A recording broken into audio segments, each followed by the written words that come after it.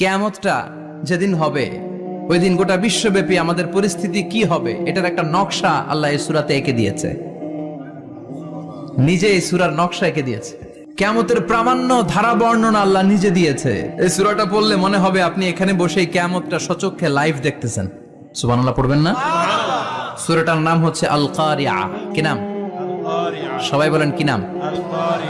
আল কারিয়া মানে হচ্ছে বিকট আওয়াজ, ভয়ঙ্কর আওয়াজ, জাইগান্টিক সাউন্ড, বোম্বাস্টিং মার্কা সাউন্ড। যে সাউন্ড, যে আওয়াজ, যে বিকট শব্দ পৃথিবীর কোনো মানুষ শুনে নাই। The trumpet, the siren, the whistle, বিশাল এক হুইসেল বাজানো হবে। ওই হুইসেল বা সাইরেন বাজানোর ফলে বিকট একটা শব্দে গোটা বিশ্ব ভেঙে খান খান হয়ে যাবে।